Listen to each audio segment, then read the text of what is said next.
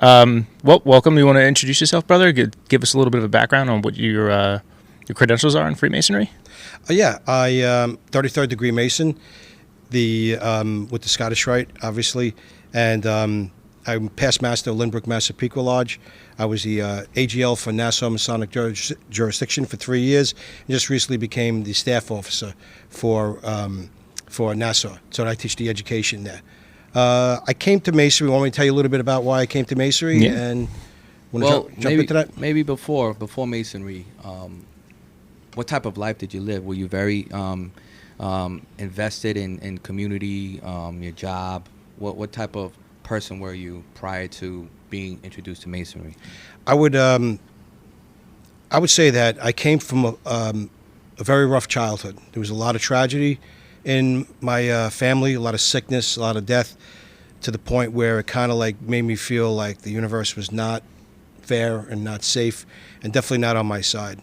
And had a lot of problems. Actually, had a problem with drugs, and then thank God I got clean at 24 years old, which is a good age to get clean. Yep. And I've been clean ever since, thank God. But I tell you, getting clean, it's very important to have a God of your understanding, something that works for you. And it's got to be real, it's got to be honest, and it's got to really work for you. So I explored a lot of different options. I explored Zen, found myself into metaphysics, studying the laws of the universe.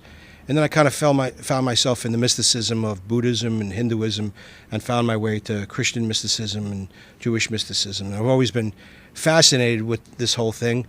And one day I was discussing with a friend of mine, and I was saying that the Freemasons were the group that was in charge of all the wars and making all the big decisions. And he's like, I've been a Mason for 10 years and never heard any of this stuff. Where are you getting this from? Why don't you join? If you don't like it, you don't have to come back. I was like, you mean I could join? And if I don't want to do it anymore, I don't have to? He goes, yeah.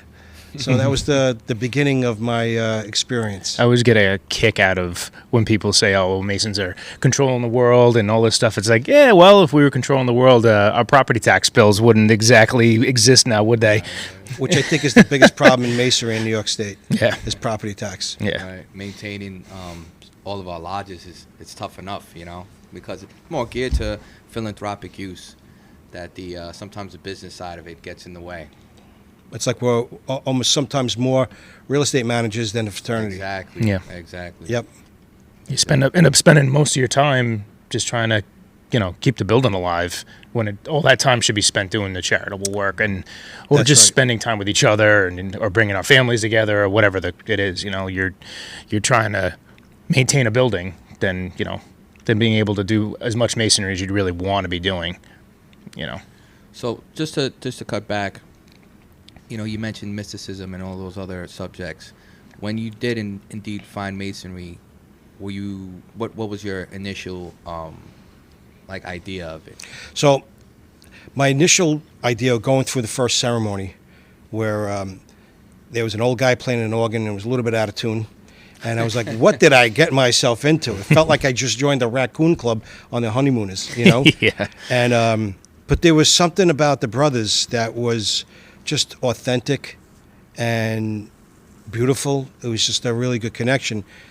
I think unconsciously a part of my wanting to join without knowing it was I probably needed or wanted older male positive influence.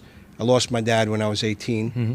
And so I think I kind of longed for that, I wanted to maybe learn more about what it means to be a gentleman in every area of my life, which is, I really think, is what this is about, is learning to be a gentleman in every area of our lives.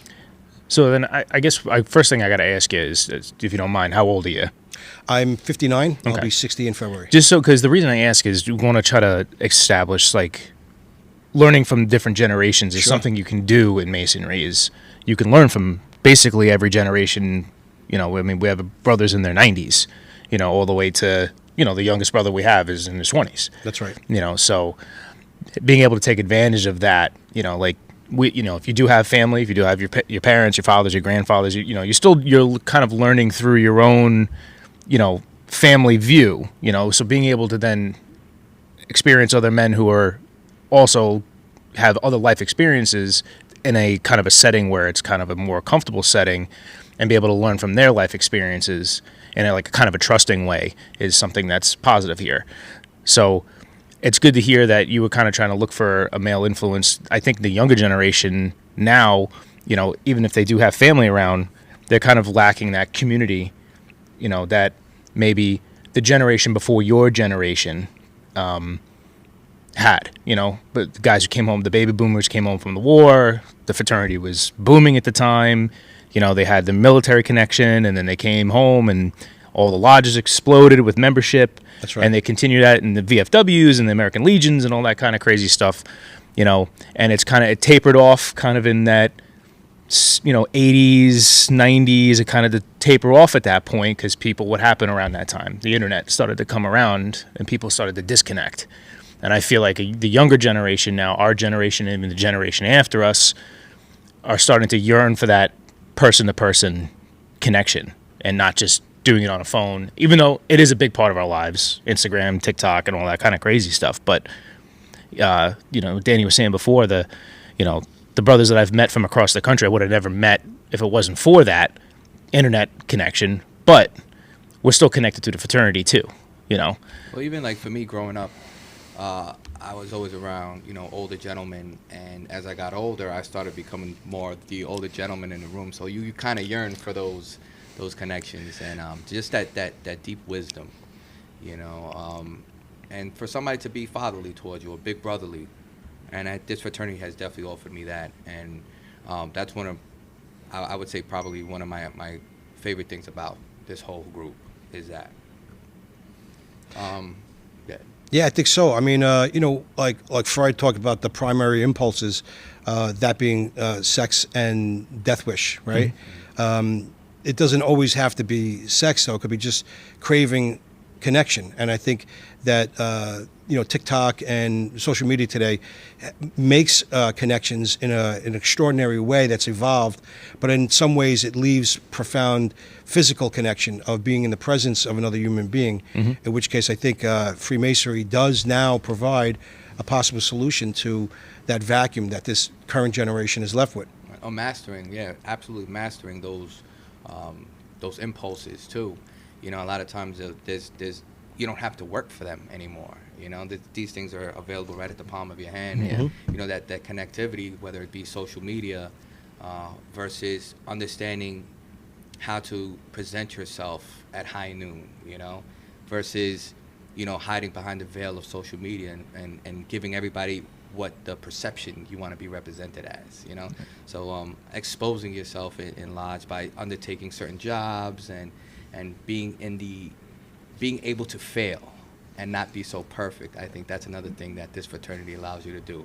It's almost like a dojo where you're practicing with your brothers, mm-hmm.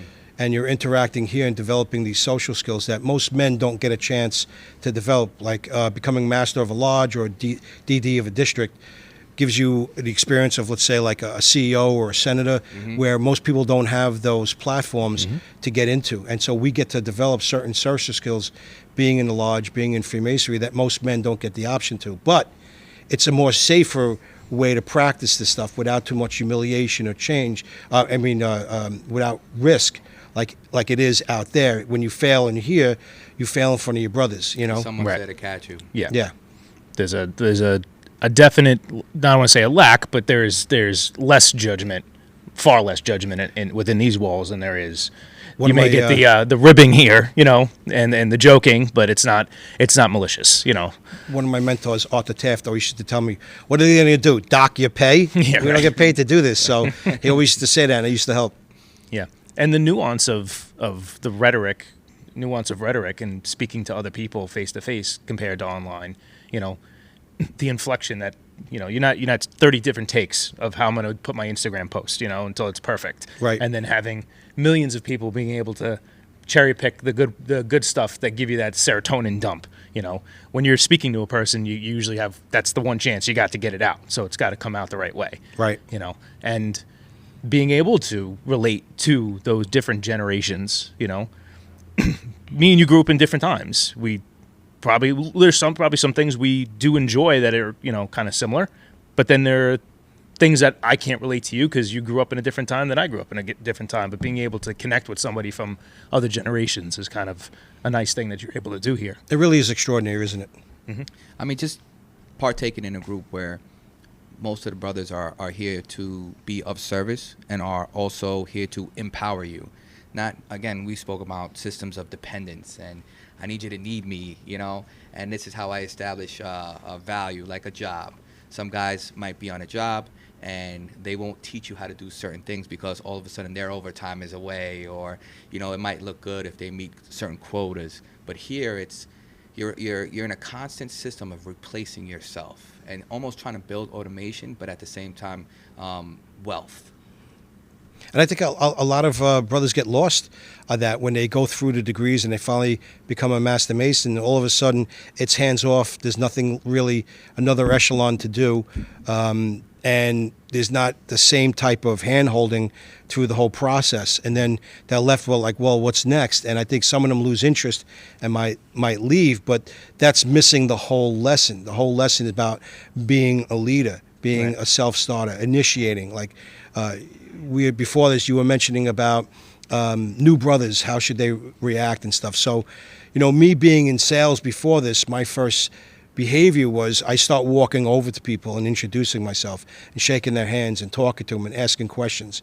I've already had a big influence, like my income, teaching me to go out and get things and ask for things and not just wait for it to come to me. Because in sales, no one's going to knock on your door and ask to buy your product. You have to go out there and you have to knock on their doors. Right. So I employed that in masonry, and I just started introducing myself. And if the lodge was shy and people weren't coming over to me, and I'm not judging them and holding it against me, I would go over to them and introduce myself. You know, and that to me, I think made all the difference in the world for me and learning what this is all about. Yeah, I mean, it's like, and as the older brothers are always there to serve, you see a newer brother come in and you're like, I've been there before. You know, it's very intimidating to walk into a place and you don't know anybody here. And half the looks are like, who's this guy? Is he a new brother? Is he a brother? Is he somebody who's petitioning to be a brother?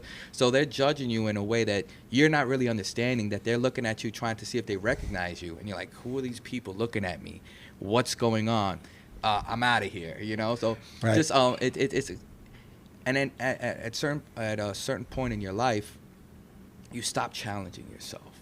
So I have a brother here. He is a past master, and you know, he was doing a closing prayer, and his mind went blank for a second, and he was like so hard on himself, and you know, it was a surreal moment for me, because how often are we brave enough to try again after that, you know, or to put ourselves, once you get old enough, you kind of relive the same year over and over and over, but to continue to challenge yourself and put yourself in an uncomfortable situation, knowing that it's going to breed growth. That's truly, to me, one of the most regal things that a man can continue to do. How am I of value? How am I of service? Where do I put myself that I can continue to be of value and contribute to the greater whole? Because even in your failure, you're an example for somebody else. If he can do it, I can do it. What do you think? I totally agree. It's actually what I need to hear right now to remind me of some stuff that I'm going through in my life right now. And learning how to fail is such an intrinsic, important part of the learning life skills that we need to get through the greatest challenges of our lives. Learning to forgive ourselves for making a mistake in ritual or when we forget stuff, and not being too hard on ourselves. We have a tendency, I think, to believe that we have to be extremely hard on ourselves to beat ourselves into submission so we don't make the same mistakes again. But that's not how it really works. Right. When we're too hard on ourselves, what we're doing is we're actually robbing the energy we need to make consistently healthy choices and better choices. And so discipline requires that we make mistakes, learn from them, and not get too, trapped up into them. Right. Not get in our head about it, but just get back out into action again and just keep on doing it. All right. You've heard the phrase, if you fall off a horse, you got to get right back on it. It's so important here. Like you said, you don't want to traumatize someone the first time they're doing ritual and they fail, all of a sudden they don't want to do it again. That would be missing the lesson. Right. Yeah, I always say success breeds ego and identity, but failure breeds character, and character will take you a lot further than certain successes. I had a mentor in sales who said it a little bit differently. He said, repetition breeds confidence. Very good. Yeah, we're live, Danny. Do you have any? He's live on TikTok. Matt, do you have any slogans to contribute? To that? What, the grumpiest past master? I mean, listen. I'm a grumpy past master. Yes, so let's just. But I'm the grumpy. I am the grumpiest. Roy, who's in the audience, could attest to that. I mean, the brothers. We said it before about having that like judgment-free zone. It's good to not try to, like you said, traumatize brothers and get on their case. It's supposed to be like a helpful type of situation where you're trying to help them learn how to do this and explain to them that Masonry isn't going to be like a one-day thing, or you're just going to memorize it once. It's supposed to be a lifelong thing. It's not supposed to be a rush where you're just like, now I have it all in my head and I understand it all and that's it. There's nothing else. It's supposed to be this lifelong thing that you're practicing, that brings up a great point, because we as past masters, or anyone else for that matter in the lodge, but especially past masters, I think our job is we might have to be grumpy and vent with each other to get that out of the way, but when our face to the lodge, and especially the new master of the lodge, our job is to own his success. All the officers, the entire lodge, especially past masters, is to own his success, not talk behind his back,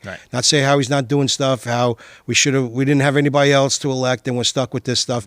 All those complaining I have done, but it's not healthy for the lodge. So if we think, how do I own the success of the master? Like there was a situation where for the last couple of years we tried to do this, and then COVID knocked out. One of the past masters wanted to hire St. John's Lodge to bring the George Washington inaugural Bible. That George Washington took on the Bible, his inauguration as the first president. And so it was expensive. It's a lot of money, and I was against it, but we went with it, right? But then COVID happened and it knocked it out. And so the current master wanted to do the same thing. And me, being a little frugal with the lodge's money, I didn't really want to do it. And I didn't see how we were going to make the money back. And then I thought to myself, well, how do I own the success of the master and this event? So I had this idea, okay? And we're going to have it in March, by the way, March 3rd. So they're coming to our lodge, Lynbrook Massapequa Lodge in Rockville Center on March 3rd. And I wrote a kind of unique thing, a renewal of commitment to Freemasonry. So we're marketing it as renew your commitment to Freemasonry with the George Washington inaugural Bible and the Grand Master. And we're going to raffle off who gets to kneel at the altar, and everyone's going to have the hand on the shoulder of a Mason, cool. And the Grand Master is going to read it's not an obligation, so we're going to have people from the public there, right? Because people were worried about, well, you can't do an obligation. It's like, it's not an obligation, and by the way, there is an obligation that's public. The master of the lodge, when you install them. You install a public installation. So I used that as the impetus for it and expanded to it. So I submitted it to the Grand Master. He gave it to his committee. Haven't heard anything back, whether it's approved or not. And so, very cool. How many years have you been in the craft? 13 years. 13 years. Okay. Came in 2011. Very good. Very good. Did you have something to say? No. I thought you were going. I don't like that thing. Coaching on my what was I going to say? We had this conversation many times before. I shouldn't say one time before, but Freemasonry and its membership. Do you think it's appropriate for us to advertise or, suggest to a brother, hey, you'd be a good Mason, you should come on down to Lodge and check out Lodge? Or do you think that impetus should come from the brother himself? Okay, so I don't think I am qualified to give the opinion on that answer, but I do have an answer, but slightly different way. Well, if you look historically speaking, the amount of public engagement Masons had in the 40s, the 50s, and the 60s, you would sometimes see auditoriums of well over 1,000 Masons.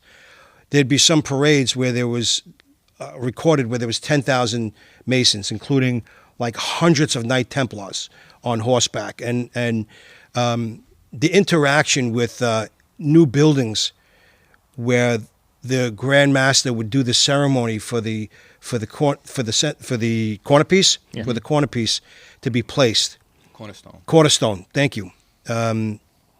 So it wasn't paying a newspaper to put an ad in the paper, but the advertisement was huge and intense because it was always recorded in the newspaper. So we've never really been in the dark as far as that. We've always been extremely influential. I think we lost a lot of ground after the one of the biggest anti-Masonic movements in the world, which started ground zero in New York in 1826 with the Morgan Affair.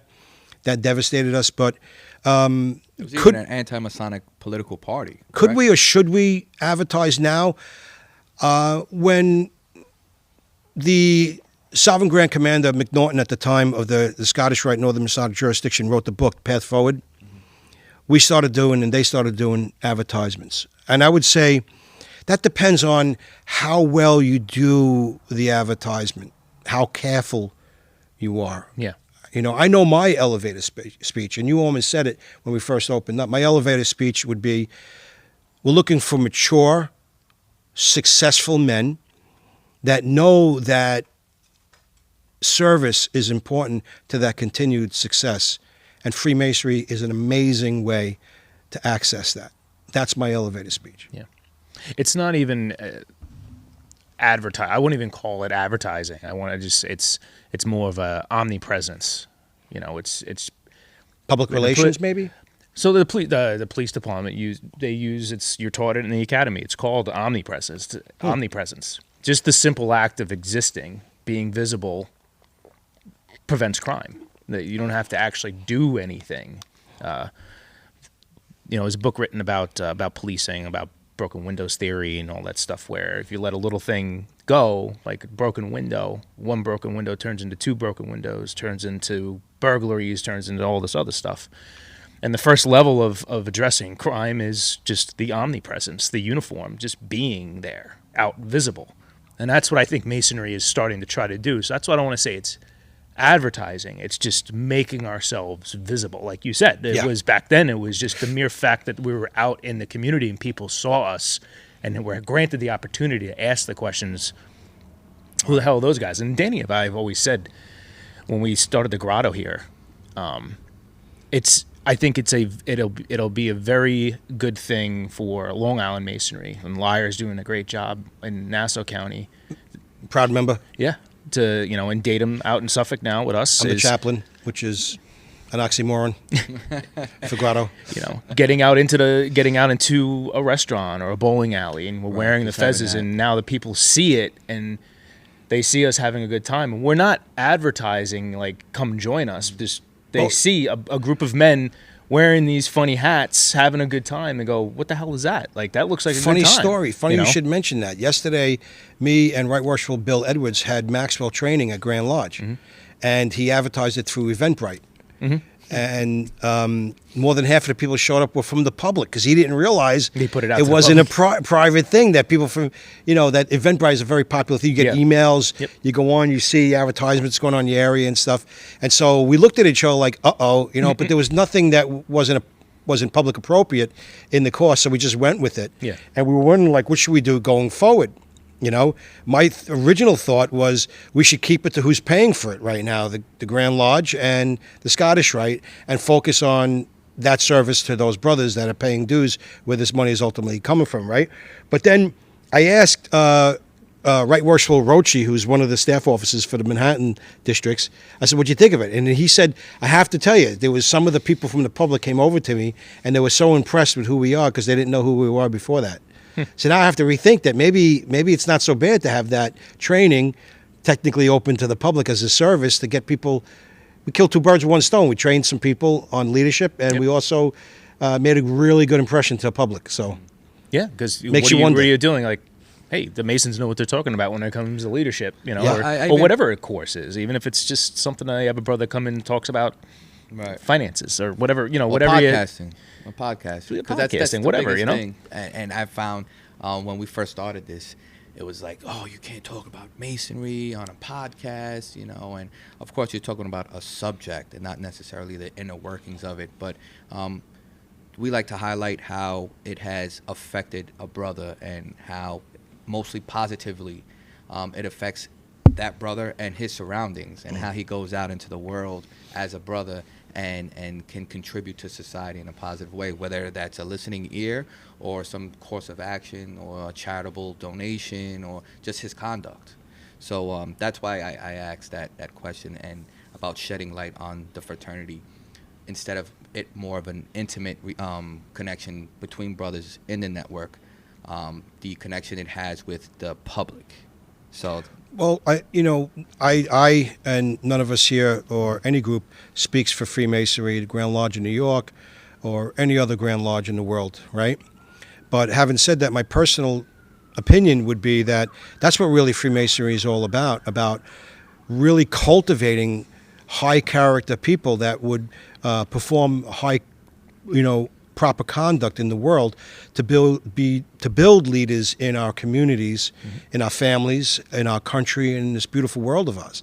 What could be a better service than that, than to create leaders that are making this world better and better and better? What greater contribution can anyone make? Do you feel that the reason why Masonry has not changed, in my opinion, the reason why Masonry hasn't been unchanged it's had its little tweaks here and there, but it's the mere fact that there is no person who speaks for the entire fraternity. There is no one Grand Lodge that speaks for the entire fraternity. We keep each other in check. All the Grand Lodges keep each other in check and make sure nobody's going awry, and if they do, they fall out of amity with each other. Nobody wants that. Right. I think that's what kind of keeps it safe through the years, is that we're all kind of a check on each other to not get away from what we're originally. So how do we teach that? How do we teach cultivation of character and proper conduct and being a leader in the world? And what about it hasn't changed for at least 600 years that we could record it, right? At least the current iteration of it, right? Mm-hmm. Well, if we came out with a book of dogma, of set of beliefs, well, then a lot of people could disagree with it. We could be persecuted for it, right? So there was a book written by Carl Jung, the famous psychologist. He said it was Psychotherapy and Alchemy. And he wasn't a Mason, but he studied alchemy for 25 years and how it could benefit his clients in psychotherapy. And he said that when he gets to a certain point, sometimes with a client, he has to abandon traditional psychoanalysis and start using symbols to access the archetypes in the collective unconscious of the person. And so it triggered me to wonder, well, that may be why, and it may not have been the decision to do so, it just might be why it succeeded and stayed the same for so long, is why we use symbols and allegories so that we can teach the truth in a way that doesn't have the dogmatic conflicts and theological controversies that can divide us. That, to me, is absolutely brilliant. Mm-hmm.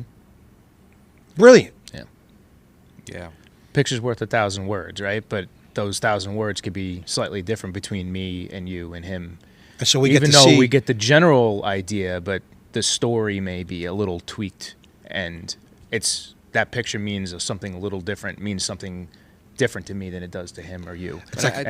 We won't conflict each other because there is no written dogma that says this is what you must. I think it's the mixture, about though. This. The mixture of there's certain things that are in Masonry, right, that are movable and immovable, right? Some things are what it is, and then other things are left up to interpretation. Mm-hmm. And if it's something that's left up to interpretation, we can't really argue or debate. It's, all right, let me understand where you're coming from, and vice versa. And then identity also is kind of skewed at that point. It's individual commitment to group success and group understanding. I don't represent myself as the removal of ego and identity. I represent the greater whole. Mm-hmm. So who am I to speak for the greater whole? Right. And I think that's a big part of it.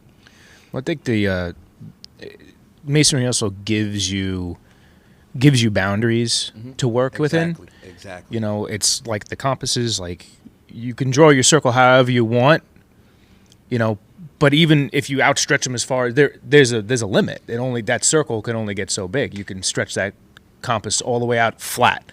But even then we say, oh, you could stretch it all the way out you want, but that circle only can get so big before you're not within the bounds of everything. Now, when it comes to a symbol, what I was kind of get with that is we teach you where the boundaries of that symbol are. Like, hey, this is what this symbol, the lane you're supposed to be in. You can bounce back and forth in that lane all you want, but as long as you stay within this lane, Due bounds.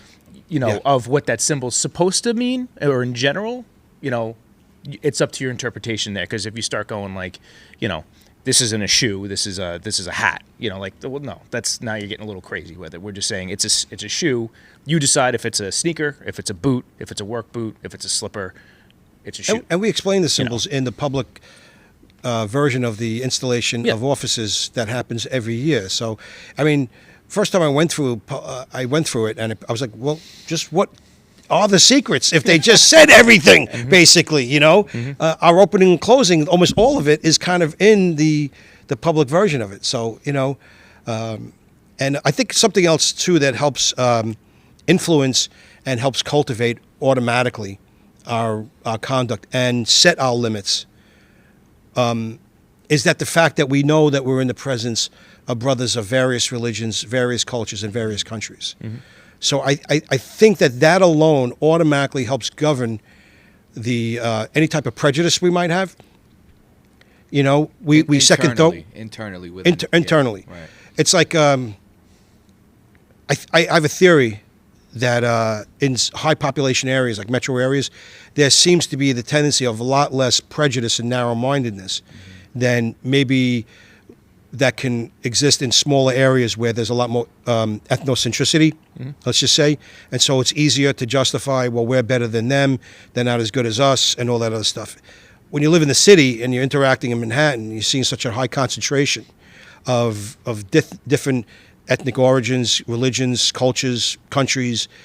I think it kind of wears away your preconceived notions and prejudices that, like, automatically. So I kind of think that that's one of the greatest contributions of Freemasonry, because they were probably affected by that for hundreds of years before there was high concentrated metropolises that way. Like, and what I mean by that is that stonemasons, as they were traveling through Europe in the Middle Ages, that people were not free to leave where they were born. They were indentured to the lord or the lad or the king, and they were not free. The only three classes of people that were allowed to travel during the Middle Ages in Europe was the clergy, royalty, and stonemasons that were part of a guild. Yeah. So I think that the stonemasons traveling around, building temples, building mosques, building cathedrals, started to maybe think to themselves, no one's got a real commodity on the truth. That this seems to be present in everyone, and seems like a lot of this thinking that we're better than them is not really that true. Right, but imagine that you built a cathedral, and I wasn't there, so I don't know. But you build a cathedral, you build a mosque, and, you know, there is one grand architect, because you are doing, you know, different type of architecture for different monotheistic religions or whatever it may be. You're building, you know, these structures that emulate the universe on a higher scale, on a lower scale. So just understanding that from a builder's perspective, like, I'm doing God's work in different places, and it's just a beautiful thing to contribute to this. These places of worship, you know, a unique opportunity too to experience the other religions. That's what I'm saying. You know, without having to practice them, and getting a kind of a peek behind the curtain of the symbolism, because they're putting them into altars, the structures, and seeing, you know, because obviously they would probably sit down, you know, with, you know, the master mason of the guild would sit down with the clergy and say, you know, what you want put in your building. And I'm sure the conversations happened. You know, why do you put that there? That's right. You know, I'm sure that happened. You know, like, why wouldn't you? Like, well, that's going to be pretty difficult. Is there a reason why that's got to be like that? And, you know, that's where that knowledge gathering probably started, was sitting down and having that conversation with those clergymen. Even like Spain under Moorish rule, the reflective pools and how that became such a big part of architecture, and mixing the Moorish Christian architecture. I mean, just sitting, I wish I could be a fly on the wall listening to those conversations. Like you said, why is the altar like this? Why, is this glass facing the east? This glass window pane facing the east? And what are we putting in it? And all of those things to understand that greater part that would have been truly a blessing to partake in. Reminds me of a quote by Winston Churchill, a brother, famous Mason. He said, "We build our houses and our houses build us." Which comes to mind that if Masons believe that the lodge is not the building, but the souls of the brothers that are members. Not only the ones that are alive, but the ones that have passed too, right? So if we're building ourselves and always working on our character and proper conduct and being gentlemen and good leaders in the world, making things better, then the lodge itself now becomes a form of spiritual or psychological architecture that affects the community in a positive light too. Which brings to mind of like what you were saying before, Dan, about maybe we need to redefine ourselves and what we are. I think Masonry has been different things to different cultures.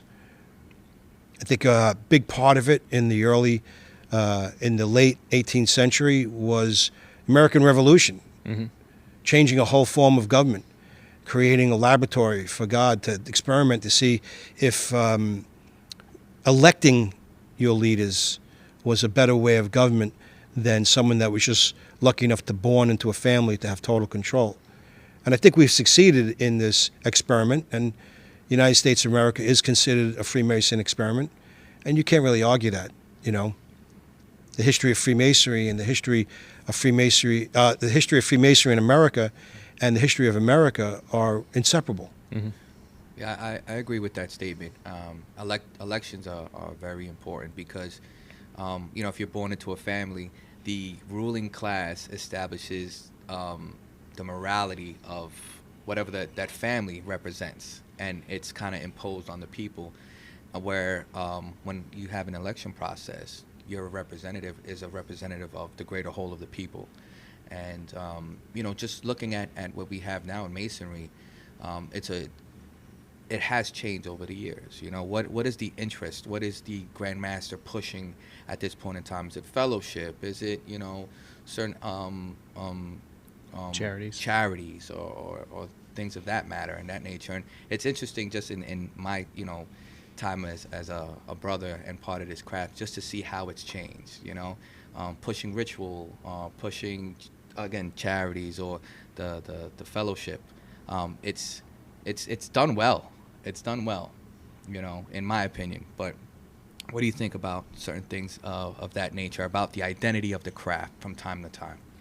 Yeah, I think that we need to redefine ourselves right now, and I think maybe that's why we're floundering a little bit. If we are indeed floundering a little bit, is we really need to come up with an identity who we are, and in the early part of the 20th century, we were dealing with world wars and a Great Depression, which Freemasonry was profoundly intrinsic in helping the men in America get through. And so what is it now? My only thing is, what are we really left with? A brotherhood that could help men get connection, practice healthy masculinity, not toxic masculinity, and truly be the men that they need to be for their families, their communities, themselves, and the country and the world. Well, I think that's already spoken for. I mean, the slogan is making good men better. Yeah. And maybe as, you speak more about it, it kind of plays against what we were saying earlier about, having an identity means that we have a, individual voice that kind of speaks for Masonry and as a greater whole. Maybe that is in fact the secret. What is every individual member looking for out of this? Is it camaraderie? Is it, maybe understanding and dissecting ritual, the history side of it, the charitable elements of it? what is Masonry to you? What is your secret? I don't know. I'm just kind of going with the flow because as you go, it all pops in. I have trouble keeping my mind on that subject when I need to answer myself the question before that about what's missing from today than what's in the past. And probably the first subject that I turned into a lecture in Freemasonry was what I called the missing degree, which, to try to keep it catchy, was that there seems to be this missing component where in most cultures there was either a profound one or the remnants of one, of an initiation process of a rite of passage from boyhood to manhood. And so how can Freemasonry take good men and make them better if boys are not becoming men and if men are not becoming good? And so is Freemasonry the institution that's going to make boys men and men good? I don't think it's structured for that. The original premise before you could knock on the door of a lodge is you had to be a gentleman, which you had to first transition from being a boy into a real man, and then you had to be refined into a gentleman, into harnessing that active energy to create profound results, but in an elegant way to be also soft and learn how to interact very elegantly in society. That was a prerequisite before you could even be invited into a lodge, be handed a petition. And so now we have a breakdown of two of those missing parts: is are boys becoming men and are men becoming good before we get here. From what I observed from my own extremely limited point of view is the quality of a man that sticks in Masonry was someone that somehow his bringing up created enough of the statues and standards within him that became attracted to the statues and standards he saw in the ceremonies and the degrees and his brothers in the lodge. And if there's not too much of a distance in that chasm, the magnetic attraction of Freemasonry will stick. Naturally, yeah. But if you're too far away, the magnetic attraction may not be strong enough. And so that's my theory. And the mere fact that we live in a day and age of instant gratification, and when people come to our lodge, we just try to drill home with them. I try to drill home with them that this is not going to be as soon as you get the degree. You now know. Right. You now know what you need to know, and that's it. You're enlightened, and now you know everything there is. Like, this is going to be work. You're going to be working in the quarries for a while, and to be patient with it. And I always encourage brothers not to go crazy joining extra organizations right out of the gate. I say spend a little time, at least a year or so, in the lodge, and spend the time learning how this works, And I feel like, though, some lodges sometimes, we get wrapped up in business. We get wrapped up in the next membership and retention. Yeah, listen, you have your business meetings where you have to sit down and you gotta, take care of your business, for the lodge. But having lectures and having those intellectual conversations need to happen in lodge, because not everyone wants to join an organization here. People argue about what color we're painting the walls, for 3 months straight. I would caution setting up a time when a brother should be able to go forward. Yeah. Or if you want to call it forward, because sometimes it's backwards. All right. When Bill Thomas was Grand Master, he actually put in an article in the Empire State Masons. He says that if he hears of a brother stopping a brother from joining a concordant body with initiating a time factor and when they should, he called it a Masonic offense. Oh, wow. And he said that this ends now. Now, it never became an edict or constitution, so take it for what it's worth, but it was the words of a Grand Master at the time. And so it's my theory that some Masons came in to find the Scottish Rite or become a Shriner or a Knight Templar. And sometimes the gatekeepers can prevent them from their interest in Masonry. And I think a healthier caution, this is just my opinion, would be if you have a strong interest for that, then proceed with caution and don't take a commitment or a chair in a concordant body when you're going through the lodge. Because the requirement of going through a concordant body is you're kind of just a spectator unless you want to take a commitment for a while. And so really, like, for instance, joining the Scottish Rite, if you want to become a 32nd degree, it would require you to make at least like 5 meetings in an entire year.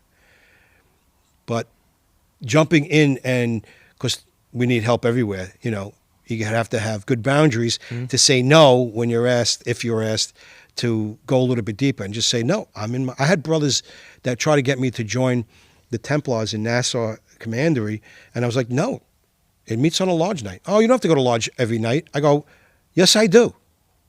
Yeah. How dare you tell me that, you know? Yeah. And so I found other ways, you know, in other commanderies to go to that didn't influence, you know, my mother lodge comes first. So that's really what I was getting at. There's no time frame I really put on these brothers. I just encourage them to learn how to use their 24-inch gauge and say to them, learn the discipline of coming and enjoying here. Because I've seen so many brothers run to this organization, run to that organization right away, and it becomes almost overwhelming, and then they like recoil from all of Masonry then, because they put too much on their plate at that point. Right. So it's just words of encouragement to say, enjoy this, get your pace in, and learn the discipline of becoming a part of a lodge before you start piling extra stuff on your plate. Because I've seen it happen a lot. 100%. Brothers, so why are brothers joining the concordant bodies? One reason may be a very zealous brother that's trying to get people in there. I mean, at the Valley of Rockville Center, if you invite 3 brothers in, you don't have to pay your dues for that years. Wow. So if the brother's joining the Scottish Rite because someone basically is handing them a petition upon receiving that Master Mason degree that night, that's not appropriate. Right. That's not a good reason to join. But if you really have a strong desire, and that's what's going to keep you interested, then let him be a man. Let him do what he really wants to do. Don't stand in his way. But also, I think that we do need to caution people for pushing and joining for the wrong reasons. You know, right. It's also about using the equipment, understanding where you're at, and fully embracing and also contributing to a lodge. It's not just when I encourage brothers to really, once you join a lodge, to learn the inner workings and truly benefit from your experience and learn the brothers, understand how you can contribute on a greater whole. And it's not just about getting your degrees, and you know, those physical accolades are great to be recognized with whatever degrees you have, but at the same time you are joining a brotherhood. So, you know, reach out to a brother and find out, is there anything I can do for you? How can it be of service? How are you doing? Reaching out. A lot of times we're so overzealous that we just have tunnel vision and we forget the true blessing and what we joined this for. And so logistically speaking, all right, without revealing anything I shouldn't reveal, is that if you join the Scottish Rite, it starts off with the 4th degree, right? Because, but if you haven't received all of the ceremony of the 3rd degree, and you're not familiar with it and understand it, you won't know what's going on in the 4th degree, which makes you wonder, why do it? In some cases, it just might confuse the hell out of a person, or in some cases, it might prompt a person to go back and pursue understanding what they supposedly missed. So I guess it could work, you know, in many opposite ways, you know. And I think you're right. In the end, it's really all about brotherhood. And specifically to me, I have a theory that the real Master Mason is, if God forbid someone pulled the pin out of a hand grenade and rolled it in the middle of the lodge, the real Master Mason is the one that would jump on it to save his brothers. Not the esoteric Mason, not the Mason who has the highest honors with the letters before his name or the numbers after his name, but that brother that would sacrifice his life to help another brother. That to me is what this is really all about. Do I like esoteric stuff? Yeah, but it's not. If it doesn't teach you how to cultivate the character that you would jump on the grenade, I'm not interested. Yeah, and how I've said it. Beautifully said. I've said it to Danny too before. You know, we need to be building friendships and not acquaintances. And the only way you do that is through the muscle memory of coming to lodge. I think when they changed the rule in New York of being able to open up on lower degrees, opening ceremonies for other degrees, it helped encouraging brothers going through the degrees coming to lodge. When Danny and I were going through the degrees, I was dead against it. You at were first. against it. I was dead against. I just became master. I'm like, you're changing things, making it harder for me. Yep. And when I got when I got me out of the way and tried it, now I wouldn't have it any other way. It's beautiful. I still am apprehensive, just because knowing when me and Matt came through the Blue House degrees, we weren't allowed up until we were Master Masons, and it just created this mystique about it. Mystique about it, and then not only that, but you had so much time now invested that once you finally get to that stage, it's like, all right, what's this about? I'm here now. You know, it's like making it to the major leagues and then being excited to sit on the bench. No, I want to get in the game. I would say two things about it, though, if you allow me. Please. Is one, those were days when the average time to get to be Master Mason was 2 to 4 months. Mm-hmm. As we do genealogy in the library, that's kind of like a fact, right? So you're only kind of waiting for like 2 to 4 months, right, before you get in. Like 9. Ooh, like 9 months. Yeah. So have you ever seen the actual expose that William Morgan, the famous Morgan affair, what he actually gave to the press and exposed? No. You know what it is? It's opening the lodge on the first degree. Get out of here. See, for the first 150 years of our existence in Grand Lodge in New York, we opened on the first and second degree regularly. Mm-hmm. It was only after the Morgan Fair that a Grand Master in 1826 said, you know what, too many people from the public now who hate us or against us, now we're only going to open on the third degree because it's harder to sneak in on the third degree. Yeah, I didn't know that. So they didn't change the ritual. They restored it because it didn't make sense. That the reason for why we did that no longer existed for over almost 200 years now. Yeah. You know, so that's the origin of that. And so I know we have those habits and it serves those purposes and stuff, and I felt exactly the same way. But once you're able to do it, you look like a ritual ninja when you can now open it. And you know who's got the heavy lifting? The senior warden. Yeah. He's got the heavy lifting. Well, I stand corrected. So my mentor, Artie, what do I do? He goes, I don't know, let's try it. But first, before I would try it, I would ask if the senior warden's okay with it, because he's got the heavy lifting. So I went to the senior warden, who's one of my best friends now, works for Mike Briganti, and he was like, yeah, let's do it. I know it. And so if you're working with candidates through the proficiency, you know it anyway. There's very little difference, right? Right.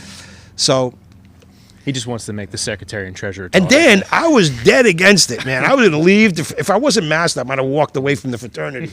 You know, such an idiot, you know. So you were grumpy before your time. I was grumpy before my time. Now, I just want to touch on something I highlighted, actually. When it comes to the ability to deliver information, an idea, and an opinion, you're so dead set on the information that you're delivering. You're so passionately invested in it.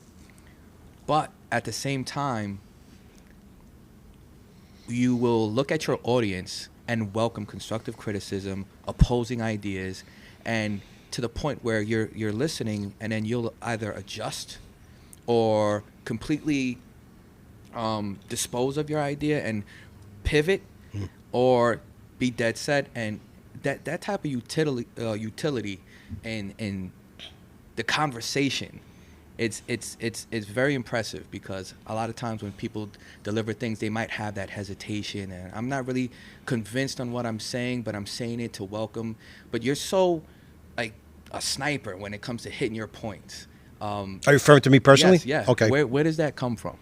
I say a lot of it comes from AGL training. Okay. We employed Maxwell training, which has nothing to do with masonry, but it's a proven leadership quality. I mean, Con Edison uses it. A lot of organizations use the Maxwell training, and also from user experience of being a sales manager, and in sales, and speaking at recovery meetings for 35 years. But this is actually why the Grand Lodge of New York is instituting more Maxwell trainings. We're actually going to have another one in February in Rockville Center, in case you'll be very much inspired to come or invited to come and stuff. And we talk about that. How do you do that? How do you actually? What are the fundamentals of how do you do that? And really, what it comes down to is preparation. Really take time and sacrifice to really prepare for who am I talking to? How am I going to create value for them? You know, it's not about me and what I want to say. Right. It's what's gonna affect them. So it's like you're not practicing the art of speaking. You're practicing the art on getting people to listen. Or getting Right. people, or connecting. Connecting. I like The that. art of connecting. The name of the program that we were doing was, and which is going to be the name of the program in February, is everyone communicates, few connect. So that's the important thing. So leadership is defined as, in John Maxwell terms, as influence, right? Because if you're if you're leading people and no one follows you, well, then you're out for a walk. You're just out for a walk, right? You actually have to. Your vision is one thing, but actually influencing people to follow you is another thing. And that you have to really analyze your own. Is this my pride? Is this my ego? Is this my belief? Do I, not care? And you see that often with masters. Like when I teach the masters class, being a staff officer, I try to tell them, say, the day that your officers are calling each other up and say, like, what are we doing next meeting? You've already lost control. You've already lost control. Communication is so important. Right. In masonry, in life, keeping people knowledgeable about what's going on. That's really connecting. And that's one of the things that I really wanted to highlight on this episode was everybody knows you know such a large amount on, philosophical, esoteric things, masonry. I didn't want to highlight what you know. I wanted to highlight who you are and the type of leader you are and why you've been so influential to almost every brother that I know. And a celebration of just the person you are and how you conduct yourself. So I really thank you for your time in that. As we get to an hour, I wanted to highlight, how does Mike want to be remembered by the craft?